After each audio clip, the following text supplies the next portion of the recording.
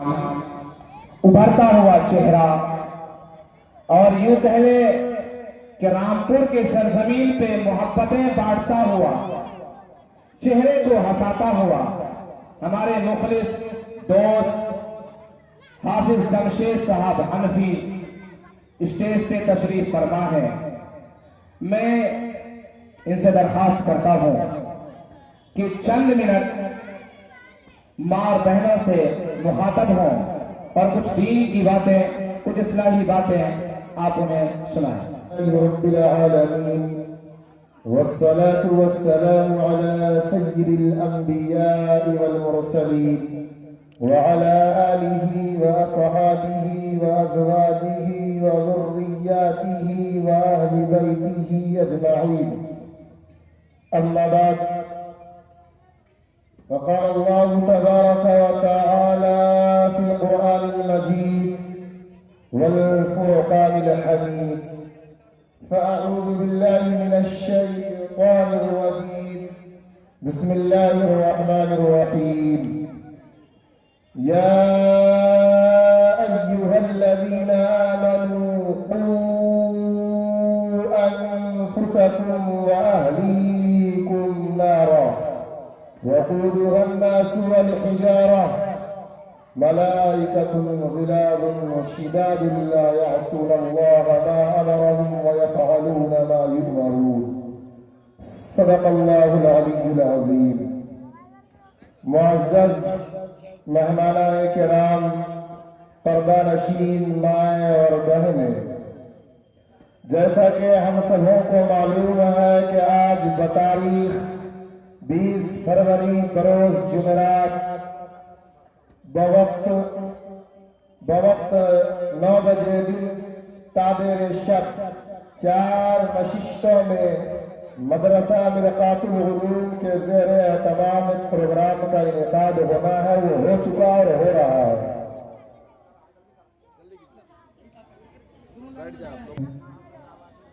وَبِهِ نَسْتَعِينُ، أَمَّا بَعْدُ، قال الله تبارك وتعالى في القرآن المجيد والفرقان الحميد: فأعوذ بالله من الشيطان الرجيم، بسم الله الرحمن الرحيم. يا أيها الذين آمنوا قوا أنفسكم وأهليكم نارا وقودها الناس والحجارة ملائكة غلاظ شداد لا يعصون الله ما أمرهم ويفعلون ما يؤمرون. صدق الله العلي العظيم.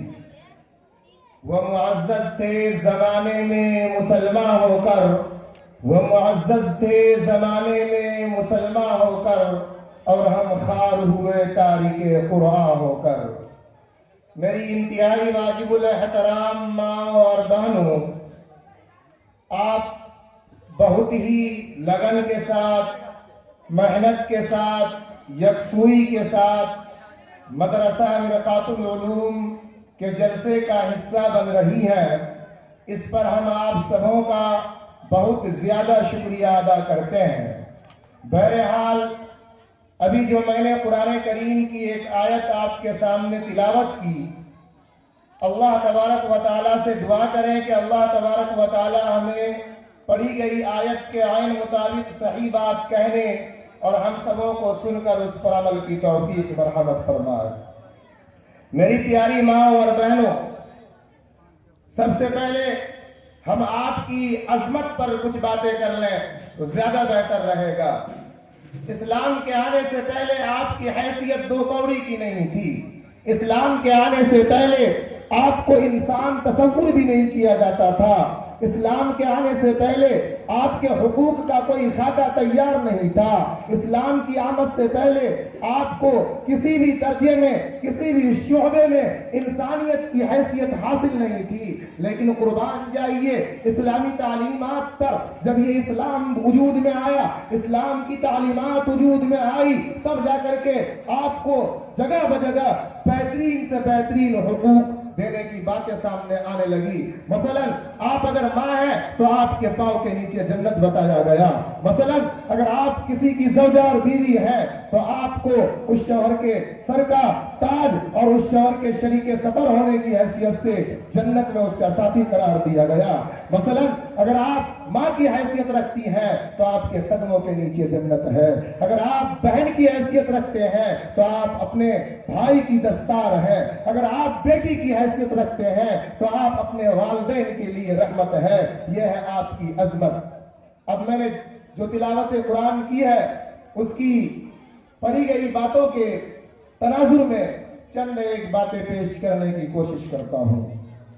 دیکھیے میری ماں اور بہنوں، ہم سب یہ اس دنیا کے اندر جتنی چیزیں ہیں ہمیشہ ہمیش کے لیے اس دنیا کے اندر نہیں آئے ہیں۔ ایک نہ ایک دن اس دار فانی کو الوداع کہہ دینا ہے، چاہے جس حالت میں ہو۔ ایک نہ ایک دن اس دنیا کو چھوڑنا ہی پڑے گا، چاہے ہم کفر کی حالت میں چھوڑے نعوذ باللہ، چاہے اسلام کی حالت میں چھوڑے، سجدے کی حالت میں چھوڑے یا کسی اور حالت میں چھوڑے، اس دنیا کو ایک نہ ایک دن چھوڑ ہی دینا ہے۔ تو ہمیں اس دنیا میں کیوں بھیجا گیا؟ ہماری پیدائش کا مقصد کیا ہے؟ اس دنیا کے اندر ہمیں انسانی شکل و صورت کے ساتھ، انسانی شباہت کے ساتھ، انسانی کردار کے ساتھ، انسانی تمام تر خوبیوں کے ساتھ ہمیں اس دنیا کے اندر کیوں بھیجا گیا؟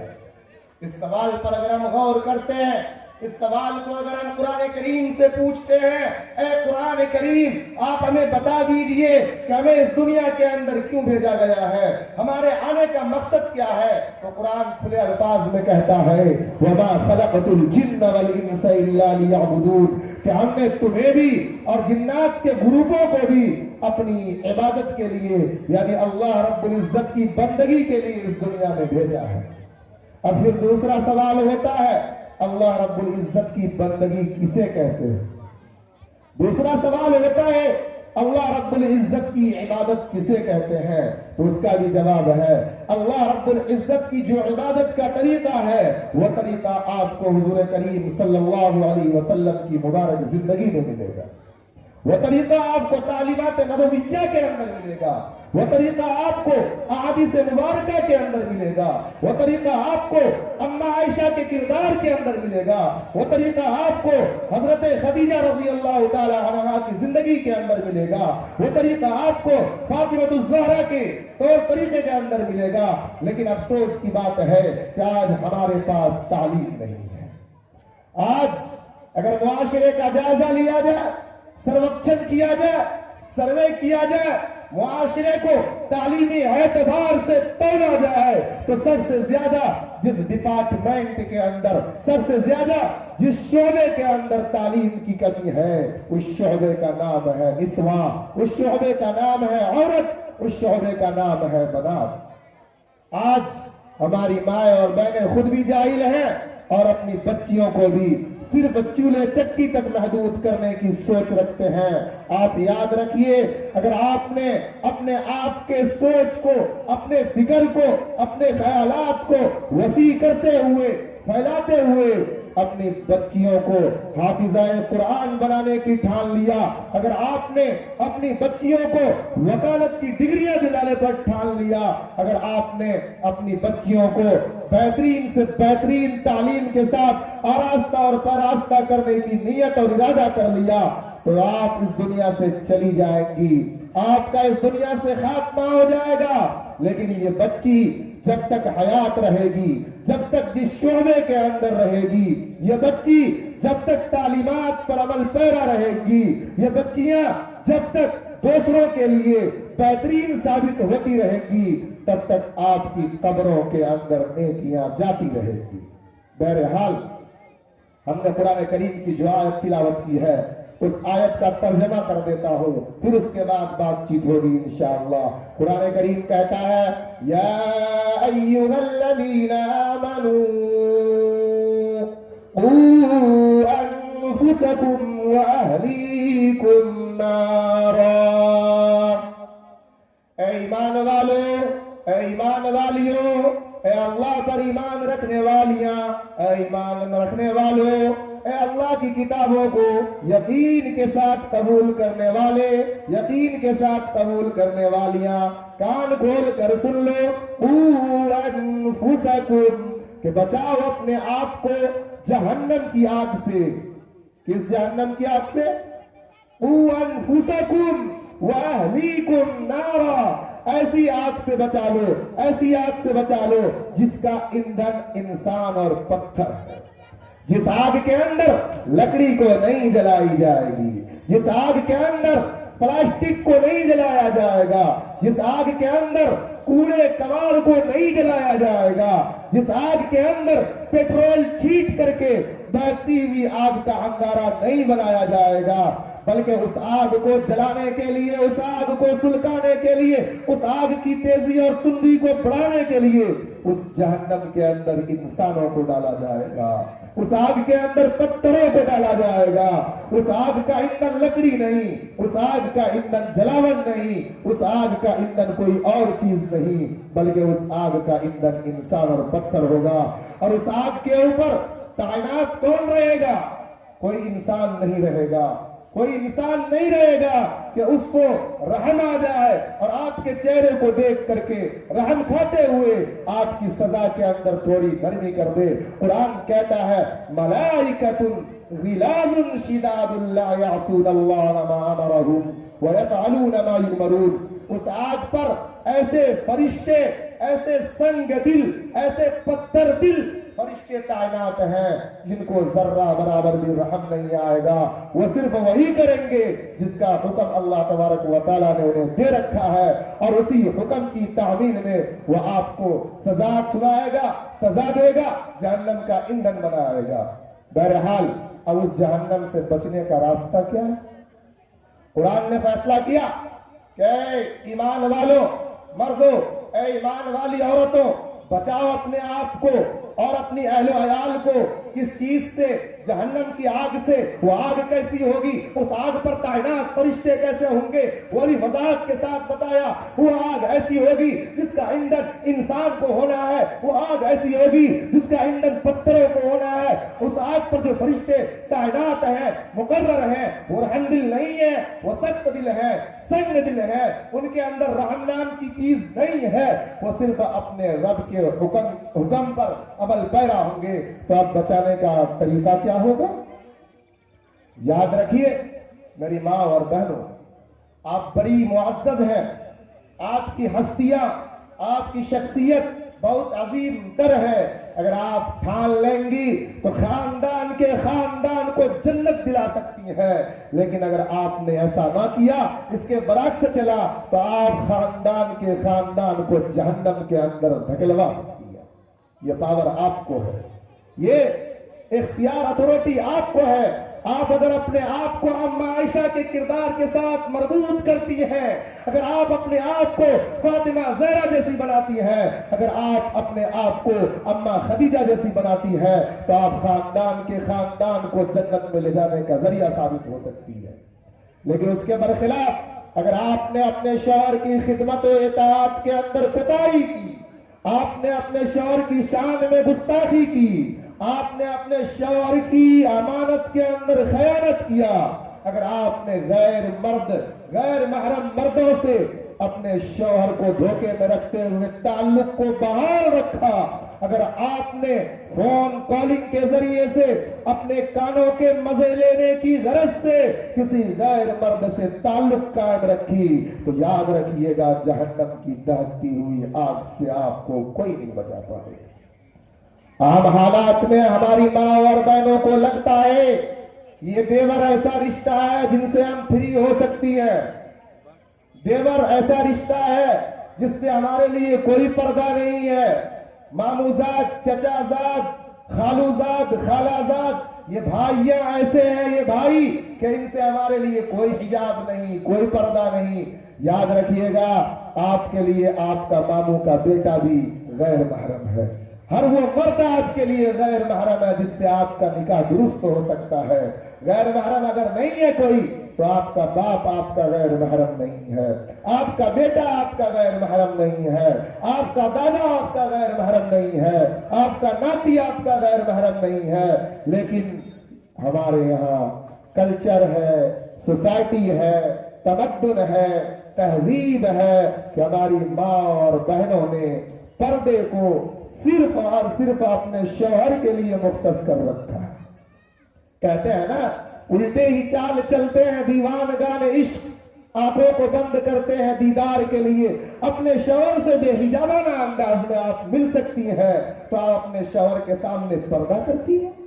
आप अपने शौहर के साथ के अंदर खाएंगे, एक प्लेट में शौहर के मुंह में आप लुकमा डालेंगी, शौहर आपके मुंह में लुकमा डालेगा, सुन्नते रसूल अदा होगी। लेकिन आप अपने देवर के सामने खाना बेहतरीन बात समझते हैं, लेकिन अपने शौहर से छुपा कर खाते हैं। अपने झूठा शौहर को खिलाना मायूब समझती है। ऐसी शरीयत की तरफ आपकी रहनुमाई किसने की? क्या आपको याद नहीं है कि अम्मा आयशा सिद्दीक़ा रज़ियल्लाहु ताला अन्हा का खाने का तरीका क्या था? वो मोहम्मद रसूलुल्लाह सल्लल्लाहु अलैहि वसल्लम को अपने मुंह से मिसवाक को चबा कर दिया करती थी, नरम करके दिया करती थी। लेकिन आज हम पानी पी लेते हैं तो उस पानी को फेंक देती है हमारी माएं, फिर हमारे उन अपने शौहरों को देती है। ये तरीका आपको किसने बताया? इसका ताल्लुक इसीलिए आज घरों के अंदर नाचातियां हैं, इसीलिए घरों के अंदर शौहर बीवी के माबैन मोहब्बत नहीं है। आपका जूठा पानी वो पिएंगे, आप उनके जूठे खाने को खाएंगी, तभी जाकर के मोहब्बत होगी। लेकिन यहाँ जिनसे हमारे लिए पर्दा का हुक्म है, मसलन हमारी खाला का कोई बेटा है, मसलन किसी खातून की खाला का कोई बेटा है, वो उसके लिए गैर महरम है, उसकी मोटरसाइकिल पर बैठ कर वो बाजार नहीं जा सकती, उसके बगल में टच नहीं हो सकती, उसके साथ कॉलिंग नहीं कर सकती। मामू का बेटा है, उसके साथ फ्री नहीं हो सकती।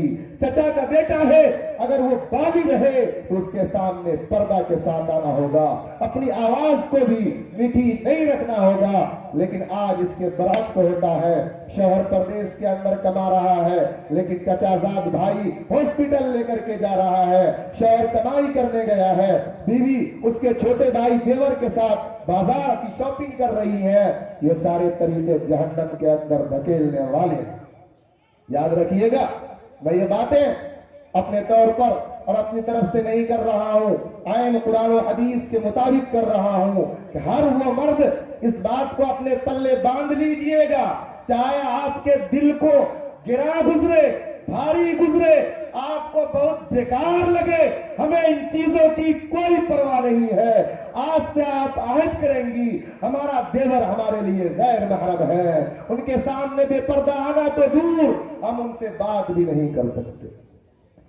हमारा देवर, हमारा चचाजाद भाई, हमारा मामूजाद भाई, इस तरह के तमाम रिश्ते जो जाद वाले हैं, इन तमाम रिश्तों से इज्तिनाब करना होगा, परहेज करना होगा। क्योंकि मेरी अजीम माँ और बहनों, याद रखिएगा, अगर आप बाकिरदार रहेंगी, बाअखलाक रहेंगी, बाहया रहेंगी, बापर्दा रहेंगी, तो आपकी आने वाली नस्ल भी बाहया साबित होगी, बाकिरदार साबित होगी, बाअखलाक साबित होगी। एक बेटी जब अपनी माँ को अपने छोटे चचा के साथ फ्री होते देखेगी तो कल वो भी कहीं जाकर के किसी की भौजाई बनेगी, किसी की बीवी बनेगी, किसी की पुतौ बनेगी, तो वो भी अपने माँ के तरीके को फॉलो करेगी। लेकिन अगर वही बेटी, वही बच्ची अपनी शादी से पहले, अपनी रुखसती से पहले अपनी माँ को बापर्दा देखेगी, अपने शौहर के अलावा किसी और मर्द के साथ किसी ताल्लुक के अंदर नहीं देखेगी, तो वो बेटी अपनी माँ की बड़ाई करते हुए, अपनी माँ को मिसाली बताते हुए अपने आप को भी बाकिरदार रखेगी, अपने आप को भी बाअखलाक रखेगी, अपने आप को भी उन तमाम खुराफात से बचाने की कोशिश करेगी जिन खुराफात का अंजाम जहन्नम है, जिन खुराफात का अंजाम अज़ाब कब्र है।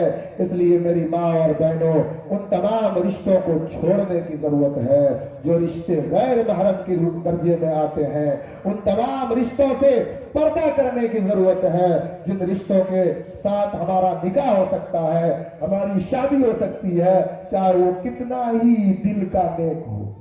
एक बात है, हमारे यहाँ बहुत ज्यादा राज है कि फलाना बाबू नेक है, उनसे गुनाह की उम्मीद नहीं है। नेक कोई जितना भी हो जाए है तो इंसान, اور انسان غلطیوں کا پتلا ہے، تب اس کی نظر کہاں جا کر کے ٹک جائے، آپ کے جسم کے کس حصے کا وہ اپنے آپ کو پاگل کر لے، پھر اپنی ہوس کا نشانہ بناتے ہوئے ایسے کام کا ارتکاب کر لے جس کام سے آپ کی دنیا بھی رسوائی ہے، آخرت میں بھی رسوائی ہے۔ اس لیے پرہیز کیا جائے۔ سب سے پہلے ہماری ماں اور بہنوں کے لیے جو میسج ہے، اس جلسے کے تعلق سے جو پیغام ہے، وہ یہ ہے کہ سب سے پہلے آپ کے سر کے بال کو دیکھنے کے لیے بھی لوگ ترس جائیں۔ آپ اپنے آپ کو اتنا باپردہ کر لیں کہ آپ کی آنکھوں کو بھی غیر مرد دیکھ نہ سکے، آپ کے ہاتھوں کو بھی غیر مرد نظر سے دیکھ نہ سکے۔ اپنے آپ کو گھروں کے اندر اس حد تک قید کر لیں کہ بلا ضرورت شدیدہ آپ کو چوراہے پہ نہ دیکھا جا سکے، آپ کو سڑکوں پہ نہ دیکھا جا سکے، آپ کو میلوں کے اندر نہ دیکھا جا سکے۔ لیکن اگر آپ نے اپنے آپ کو اتنا مضبوط سمجھ رکھا ہے کہ آپ اس جہنم کا مقابلہ کر سکتی ہیں، اس آگ کا سامنا کر سکتی ہے، قبر کے اندر موجود بچھوؤں کو اپنے جسم نچوا سکتی ہے، تو پھر آپ کے لیے آزادی ہے۔ آپ جن کے ساتھ چاہے فری ہو سکتی ہے، جن سے چاہے کالنگ کریں، جن سے چاہے بات کریں، جن کے ساتھ چاہے محبت رکھیں، جن کے ساتھ چاہے تعلق رکھیں۔ لیکن ہمیں جہاں تک معلوم ہے، ہمیں جہاں تک جانکاری ہے، کسی انسان کے بس کی بات نہیں کہ وہ جہنم کی آگ کا سامنا کر سکے، وہ عذاب قبر کا سامنا کر سکے، وہ ہونے والے عذاب کا مقابلہ کر سکے، جب ہم اس طاقت کو نہیں رکھتے۔ میری عظیم ماں اور بہنوں، جب ہم اس قوت کو نہیں رکھتے ہیں تو پھر ہم کس منہ سے گناہ کی طرف جاتے ہیں؟ اس رب کو ہم کیا منہ دکھائیں گے جو رب ہمیں ماں کی حیثیت عطا کیا؟ اس رب کو ہم کیا چہرہ دکھائیں گے جس رب نے آپ کو بیٹی کی شکل میں اس دنیا کے اندر اتارا ہے؟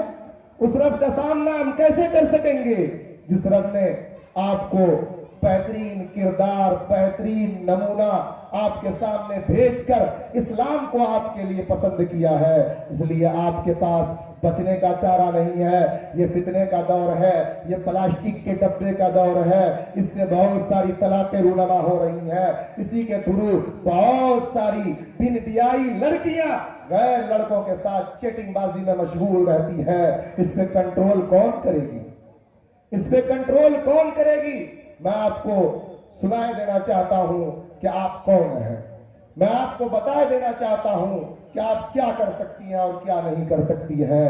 ایک عورت اگر ٹھان لے، ایک عورت اگر اپنے آپ کو سچ معنوں میں اولے دن سے، اس دن سے جس دن وہ اپنے شوہر کے ہاتھوں میں پہلے پہل ہاتھ ڈالی تھی، اس دن سے اپنا ایک مزاج بنا لے کہ آج ہماری زندگی کسی اور کی زندگی بن گئی ہے، چنانچہ ہم موت تک اپنے جسم پر کفن لپیٹنے تک اپنے شوہر کے علاوہ کسی اور کے سامنے اپنے چہرے کی نمائش بھی نہیں کریں گے۔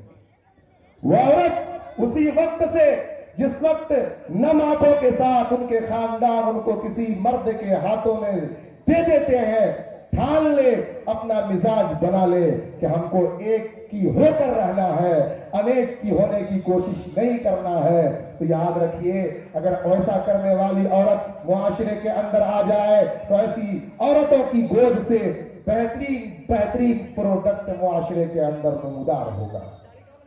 لیکن اسی کے برعکس کوئی نندوسی سے فری ہو رہی ہے، کوئی اپنے دیور کے ساتھ فری ہو رہی ہے، کوئی ماموزاد، چچازاد یا کوئی عمر دراز بھتیجے کے ساتھ، یہ بھی وبا تیزی کے ساتھ پھیل رہی ہے، اس کے ساتھ فری ہو رہی ہے۔ اور یاد رکھیے گا، سسر جس کو سسر کہا جاتا ہے اپنے بھاشا میں، وہ باپ کے مقام میں ہے، لیکن اگر آپ کا سسر جوان ہے تو اس سے بھی آپ کو پردہ کرنا پڑے گا۔ باپ بھلے غیر محرم نہیں ہے، لیکن باپ بھی اگر جوانی کے عالم میں ہے تو اس باپ سے بھی آپ کو پردہ کرنا پڑے گا۔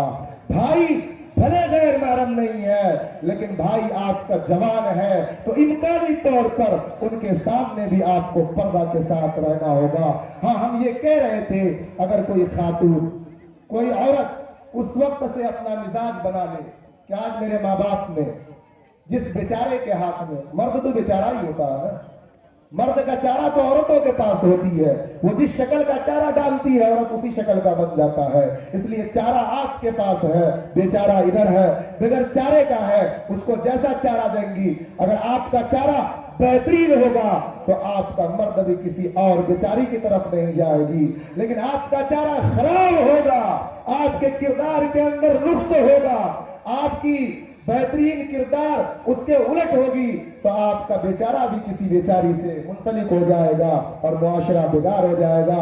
بہرحال ہم کہنا یہ چاہ رہے تھے، اگر کوئی خاتون اپنا مزاج بنا لے کہ آج جو ہمارا نکاح ہوا ہے، ہماری شادی ہوئی ہے، وہ کیوں ہوئی ہے؟ اس وجہ سے نہیں ہوئی ہے کہ ہمارے باپ کے پاس کھلانے کا پیسہ نہیں تھا، اس وجہ سے نہیں ہوئی ہے کہ ہمارے خاندان والوں کے پاس ہمیں کپڑے پہنانے کا، پردے دلانے کا پیسہ نہیں تھا، ہماری زندگی کو جوڑنے کا، ہماری زندگی کو گزارنے کا ان کے پاس پیسہ نہیں تھا، نہیں، اس وجہ سے ہوا ہے کہ ہم جس اسلام دھرم کو پیدا کرتے ہیں اس دھرم کے اندر نکاح کو سنت کی حیثیت حاصل ہے، اور اس وجہ سے نکاح ہوتا ہے تاکہ اس سے اولاد ہو، تاکہ اس سے اس معاشرے کے اندر، اس معاشرے کی بقا کے لیے نسلیں پیدا ہو، اور اس وقت اپنی ذمہ داری سمجھتے ہوئے ہماری ماں اور بہنیں یہ ٹھان لیں کہ ہم اپنے آپ کو اتنا باکردار بنائیں گے، اتنا باکردار بنائیں گے کہ ہمارا بیٹا کل اگر کسی بازار کے اندر جائے گا، ہمارا بیٹا اگر دوستوں کے اندر جائے گا، ہمارا بیٹا اگر کسی مجمع کے اندر جائے گا تو اس مجمع کے اندر اگر 1000 لوگ ہوں گے تو ان میں سے کوئی ایک بھی کہنے والا نہ ہوگا کہ اس کی ماں بہت بیکار ہے۔ ایسی کردار بنانی چاہیے کہ نہیں؟ ایسا نمونے کا بننا چاہیے کہ نہیں کہ مجمع کے اندر آپ کا بیٹا چلا جائے لیکن کسی کی زبان پر یہ نہ ہو کہ اس کی ماں کی چال ایسی ہے، اس کی ماں کا طریقہ ایسا ہے۔ اگر اس طرح کا ارادہ اسی وقت سے اپنے آپ میں ماں اور بہنیں کر لیں، یاد رکھیے گا ان کی گود میں پروان چڑھنے والا وقت کا دین اسلام کا دائی بنے گا، شہدائی بنے گا، عظیم سپاہی بنے گا، کارنامے بہترین انجام دینے والا فرد ہوگا۔ لیکن اسی کے برعکس اگر آپ نے نکاح کا مقصد صرف دوسرا کچھ لے لیا تو آپ کی گود سے پروان چڑھنے والی اولاد آپ کے لیے پریشان کن ثابت ہونے والی ہے، آپ کی نندوں کو اڑانے والی ہے، چوری کرنے والی ہوگی، اچکا پنے کرنے والی ہوگی، نشہ خوری کرنے والی ہوگی۔ لیکن ابھی آپ کے وطن کے اندر جب بیٹا ہو یا بیٹی ہو، کوئی بھی بچہ ہو، اس وقت سے اگر آپ نے احتیاطی پہلو کو ملحوظ رکھا کہ ہمارے شکم کے اندر جو بچہ پروان چڑھ رہا ہے، اس بچے کے کان میں گالی کی آواز نہ جائے، اس بچے کے کان میں چغلی کی بات نہ جائے، اس بچے کے کان میں گندی بات نہ جائے، اس بچے کے کان میں لڑائی جھگڑے کی ٹیون نہ جائے، تو وہ بچہ مثالی پیدا ہوگا، وہ بچہ بہترین پیدا ہوگا۔ لیکن افسوسناک بات ہے کہ ہماری ماں کے بطن کے اندر بچہ پروان چڑھ رہا ہوتا ہے، ہماری ماں اپنی گوتنی سے لڑ رہی ہوتی ہے، اپنی پڑوسن کو ایسے ایسے تانے دے رہی ہوتی ہے جس تانوں کے بارے میں کبھی وہ سوچی بھی نہیں ہوگی، اپنی پڑوسن کو ایسی ایسی بہتان کے ساتھ، الزام تراشی کے ساتھ اور ایسے ایسے القاب کے ساتھ وہ نواز رہی ہوتی ہے کہ وہ بیچاری نہیں رہتی، وہ بھی پلٹوار کرتی ہے۔ پتا چلا ایک اولاد ادھر برباد ہو رہی ہے، دوسری اولاد ادھر برباد ہو رہی ہے۔ لہذا میری عزیز ماں، اگر آپ کا شوہر کمانے نہیں جاتا ہے، آپ کو ٹکا پیسہ لا کر نہیں دیتا ہے تو آپ اس کے لیے وبال جان ثابت ہو جاتی ہے، لیکن آپ کا شوہر فجر کی نماز میں نہیں آتا تو آپ کو تکلیف نہیں ہوتی۔ کیسا معاشرہ دیکھنا چاہ رہی ہیں آپ کا شوہر کماسود نہیں ہے تو اس بات سے آپ کو الرجی ہے، پریشانی ہے، ٹینشن ہے، لیکن آپ کا شوہر نمازی نہیں ہے تو اس بات سے آپ کو کوئی پرواہ نہیں۔ تو آپ اپنی اولاد سے بھی ہاتھ دھو لیجئے، اپنی جنت سے بھی ہاتھ دھو لیجئے اور اپنی عاقبت کے خیر اندیشی سے بھی ہاتھ دھو لیجئے۔ اگر آپ آج سے مزاج بنا لیں کہ ہم باپردہ رہیں گے، باحیا رہیں گے، کسی غیر محرم سے اگر تعلق بھی ہے تو ہم اس کو توبہ کے ساتھ بالکل ختم کر دیں گے، توبہ کو اللہ قبول کرتا ہے۔ اور اپنے شوہر کو نوکر نہیں، اپنے شوہر کو کمائی کی مشین نہیں، اپنے شوہر کو غلام نہیں، اپنے شوہر کو اپنے باپ کے ہاتھوں سے خریدا ہوا سامان نہیں بلکہ اپنے شوہر کو بادشاہ بنانے کی کوشش کریں گی. تو اگر آپ اپنے شوہر کو غلام بناتی ہیں تو آپ ہی فیصلہ کریں, آپ غلام کی بیوی کہلائیں گی. آپ اپنے شوہر کو سروینٹ سمجھتی ہیں تو آپ نوکر کی بیوی کہلائیں گی. لیکن اگر آپ اپنے شوہر کو بادشاہ کا مقام دیتی ہے, سر کے تاج کا مقام دیتی ہے, تو آپ کو بھی زمانہ بادشاہ کی بیوی کے نام سے یاد کرے گا, آپ کو بھی دنیا سر کے تاج کی بیوی کے نام سے یاد کرے گی. لیکن آج معاشرے کے اندر اتنی گڑبڑیاں جو ہو رہی ہیں, ہم تو کھلے طور پر کہیں گے کہ ہر گڑبڑی کے پیچھے عورتوں کا کردار, ہر جرائم کے پیچھے, ہر کرائم کے پیچھے صرف اور صرف عورتوں کا اہم رول ہے. آپ کا بچہ کسی کا سامان چرا کر لاتا ہے, آپ اسے بخوشی قبول کر لیتی ہیں. آپ کا بچہ کسی کو پیٹ کر, لڑ کر, کسی کو تکلیف پہنچا کر آتا ہے, آپ اسے اسلامی طریقے سے سمجھانے کے بجائے آپ پھاڑا باندھ کر کے میدان میں کود جاتی ہے. اور یہاں تک دیکھا گیا ہے شوہر کو کہا جاتا ہے آپ کے اندر دم نہیں ہے, پاور نہیں ہے, آپ چوڑی پہن کے گھر میں رہیے, ہم پھریا لیتے ہیں اس سے. آپ کا ڈپارٹمنٹ یہ نہیں ہے, آپ کا شعبہ یہ نہیں ہے, آپ گھر کی چیز ہے, آپ پردے کی چیز ہے, آپ کی حد شریعت کے اندر متعین ہے, آپ گھر کو جنت کے بنانے کے قائل ہے, آپ کو گھر کو جنت نما بنانے کے لیے دنیا میں بھیجا گیا ہے. دنیا کے جتنے پھنڈے ہیں, دنیا کی جتنی لڑائیاں ہیں, دنیا کے جتنے جھگڑے ہیں, یہ سب تو مرد کے پاس ہے. یہ ساری ذمہ داریاں مرد کو ہے. آپ کو موقع کہاں ہے کہ آپ کسی سے پنگا لیں؟ آپ بیٹی ہیں تو آپ کے باپ کے اوپر ذمہ داری ہے کہ آپ کو کما کے کھلائے. آپ بہن ہیں تو آپ کے بھائی کے اوپر ذمہ داری ہے کہ آپ کو سیفٹی کے ساتھ گھر کے اندر رکھے. آپ بیوی ہے تو آپ کے شوہر کی ذمہ داری ہے کہ آپ کو ملکہ اور رانی بنا کر کے گھر کے اندر رکھے. آپ اگر شوہر سے آگے چل کر کسی کی ماں ہے تو بیٹا کے اوپر ذمہ داری ہے کہ وہ آپ کو بہترین جنت بنا کر کے گھر کی زینت بنائے. آپ کہاں سے ہمیں ثبوت دے سکتی ہیں کہ آپ باہر نکلے؟ جب آپ بیٹی ہوتی ہے تو آپ کی پرورش باپ کے ذمے, جب آپ بہن ہوتی ہے آپ کی پرورش بھائی کے ذمے, جب آپ بیوی بنتی ہے آپ کی پرورش شوہر کے ذمے, جب آپ ماں بنتی ہے آپ کی پرورش ناز نخرے بیٹے کے ذمے. پھر کس کام کے لیے آپ باہر آ سکتی؟ کوئی گنجائش ہے؟ یا آپ اپنے آپ کو اتنی عقل مند سمجھتے ہیں اور اپنے دلہا کو اتنا للہا سمجھتے ہیں یہ نکما کسی کام کا نہیں ہے, اس سے کچھ نہیں ہوگا, سرپنچ کے پاس ہم جائیں گے, سرپنچ ہماری بات نہیں مانے گا تو منہ نوچ لیں گے, مکھیا کے پاس ہم جائیں گے, ہمارا شوہر اس لائق نہیں ہے کہ جا سکے, تو پھر آپ نے اس کو شوہر مانا ہی کہا. جو عورت اپنے شوہر کو اس لائق بھی نہ سمجھے پھر وہ عورت اس کو شوہر کہاں مان رہی ہے. اس لیے آپ کا شوہر بھلے آپ کی نگاہ میں بے وقوف ہو لیکن آپ کی پرورش کے لیے, آپ کے بچوں کی بہترین پرورش کے لیے جب بازاروں کے اندر وہ بھاری بھرکم کام کو انجام دیتے ہیں, بعض اوقات ہم نے اپنی آنکھوں سے دیکھا ہے اور ہماری آنکھوں سے بے ساختہ آنسو جاری ہونے لگے جب ہم نے کسی رکشہ چالک کو تماچے کھاتے ہوئے دیکھا, ہم نے کسی بوری اٹھانے والے کو اپنے سیٹ کی گالیاں سنتے ہوئے دیکھا ہے, ہم نے روڈ لائن میں کام کرنے والے کو کسی ٹھیکیدار کی زبانی گالی کا سامنا کرتے دیکھا ہے. میری آنکھوں سے آنسو اس لیے جاری نہیں ہوئے کہ یہ بیچارے کے ساتھ ظلم ہو رہا ہے, بلکہ اس لیے جاری ہوئے کہ یہ بیچارہ جن کے لیے پٹ رہا ہے, جن کے لیے مر رہا ہے, جن کے لیے رسوا ہو رہا ہے, جب یہ شام کو گھر جائے گا تو الٹا شام کو پھر اپنی بیوی سے بھی کھری کھوٹی سننی پڑے گی. اس لیے میری عظیم ماں, میری بہنوں, آپ اپنے آپ کو چاہیں تو جنتی بنا سکتی ہے, آپ اپنے آپ کو چاہیں تو جہنمی بنا سکتی ہے.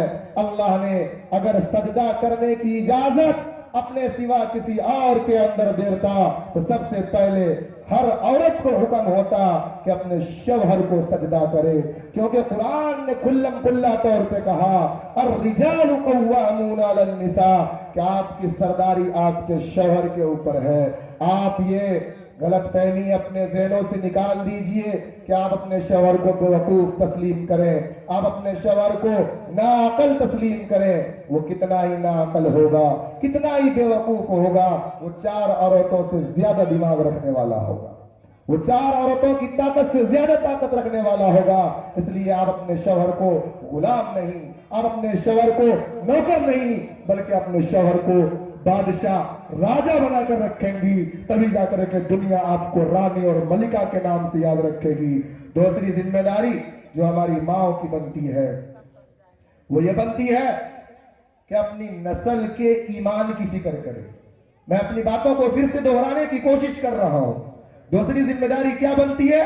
اپنی نسل کے ایمان کی فکر کرے، چاہے وہ نسل بیٹی کی شکل میں ہو یا وہ نسل بیٹے کی شکل میں ہو، دونوں میں برابر کی ذمہ داری ماں اور باپ کی بنتی ہے کہ اول وقت سے اپنی اولاد کو ایسے ماحول سے دور رکھے جس ماحول کے اندر جا کر کے وہ اولاد نشیڑی بن جائے، جس ماحول کے اندر جا کر کے وہ اولاد زناکار بن جائے، جس ماحول کے اندر جا کر کے وہ اولاد رشوت خور بن جائے، جس ماحول کے اندر جا کر کے وہ اولاد بے ایمان بن جائے، جس ماحول کے اندر جا کر کے وہ اولاد بے نمازی بن جائے، جس ماحول کے اندر جا کر کے وہ اولاد بے دین بن جائے۔ یہ ماں کی ذمہ داری ہے کہ سب سے پہلے اپنی اولاد کے ماحول کی خبر رکھے۔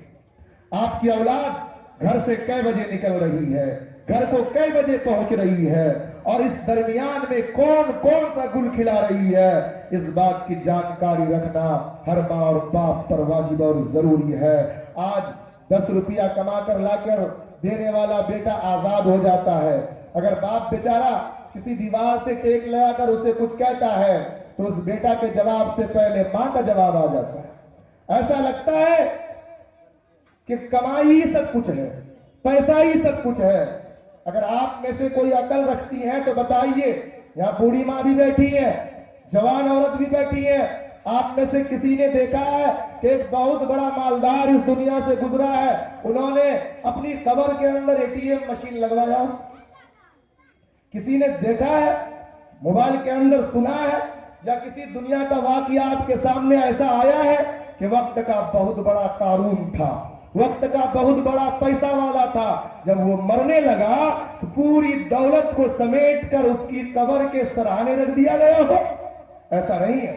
تو پتہ کیا چلا کہ قبر کے اندر پیسہ کام نہیں آئے گا، قبر کے اندر روکڑے کام نہیں آئیں گے، قبر کے اندر روپیہ کام نہیں آئے گا۔ تو پھر قبر کے اندر کام آنے والی چیز کیا ہے؟ قبر کے اندر وہی کام آئے گا جو کردار آپ نے اپنے شوہر کے ساتھ نبھایا ہے۔ قبر کے اندر وہی کام آئے گا کہ آپ بہن ہونے کی حیثیت سے اپنے بھائی کو سر کے ساتھ، اونچا سر کے ساتھ جینے کا موقع دیا۔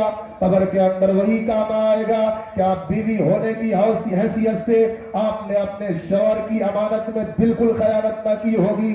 آپ کی قبر کے اندر وہی کام آئے گا کہ آپ نے اپنی نسل کو اپنے باپ کے لیے اس درجے بنا دیا ہے کہ آپ کے جانے کے بعد بھی وہ کسی مسجد کی امامت کرائے، آپ کے جانے کے بعد بھی کسی مکتب کے اندر بچے کو قال اللہ قال الرسول پڑھائے، آپ کے جانے کے بعد بھی وہ بچی اگر آپ کی لڑکی ہے تو کسی بنات کے اندر اللہ اور اس کے رسول کے دین کی ترویج و اشاعت میں مشغول عمل رہے۔ اگر آپ کی بچی اس قابل بن رہی ہے کہ آپ اس کے جانے کے بعد بھی یہ گمان رکھ سکتی ہیں کہ یہ بچی ہمارا نام دنیا اور آخرت دونوں جگہ روشن کرے گی، تو آپ کامیاب ہیں۔ اگر آپ نے اس کے برعکس کر کے اس دنیا کو چھوڑا تو یاد رکھیے سب سے پہلے کٹیا ہوگی قبر کے اندر، پھر میدان محشر کے اندر، پھر اس کے بعد رسوائی ہوگی۔ کیسی رسوائی؟ یہاں تو ایک گاؤں کا آدمی جمع ہوتا ہے تو لمبی بھیڑ لگ جاتی ہے، وہاں دادا آدم سے لے کر قیامت کے سور پھونکے جانے تک کے جتنے لوگ ہوں گے سب جمع ہوں گے، پھر آپ کی ایک ایک برائی بتائی جائے گی۔ مثلا آپ نے اپنی زبان سے کسی کو تکلیف دیا، وہ بھی اس دفتر کے اندر، اس پیپر کے اندر